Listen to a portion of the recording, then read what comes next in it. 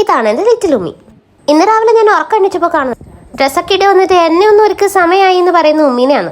പിന്നെ പാവല്ലേ എന്ന് വിചാരിച്ച് ഞാനും ഒരുക്കി കൊടുക്കും. പിന്നീട് അവിടെ നിന്ന് കയ്യിൽ നിന്ന് എല്ലാം എനിക്ക് എടുത്ത് തരും. ഇതും കൂടെ ഇച്ചിരി, അത് ഇച്ചിരി, ഇത് ഇച്ചിരി എന്ന് പറഞ്ഞ ലിപ്സ്റ്റിക്കും ഫൗണ്ടേഷനും എല്ലാം ഇടണം. പിന്നെ എൻ്റെ ഉമ്മയ്ക്കൊരു പ്രത്യേകത ഉണ്ട്. എന്ത് ചെയ്താലും ഉമ്മയുടെ വായപ്പോഴും അനങ്ങിക്കൊണ്ടിരിക്കണം. മൗത്ത് എക്സസൈസ് എന്നാണ് പുള്ളിക്കാരത്തെ സ്വന്തമായി അതിനെ വിശേഷിപ്പിക്കുന്നത്. പക്ഷെ എന്ത് കഴിച്ചാലും അത് എനിക്ക് തരും. നിങ്ങളുടെ വീട്ടിൽ ഇങ്ങനെ ആരെങ്കിലും ഉണ്ടോ? മോളാണോ അമ്മയാണോ എന്നറിയില്ല. മോൾ ഒരുക്കി വിടണം അമ്മേനെ സ്കൂളിൽ പോകുന്ന പോലെ. എന്നെ ഇതുവരെ ഒരുക്കിയിട്ടില്ല. എന്ന് ഞാൻ ഒരുക്കി വിടണം. അതിന് പ്രതികാരമായിട്ട് ഞാനിപ്പോ ഒരുക്കി വിടണം അല്ലേ?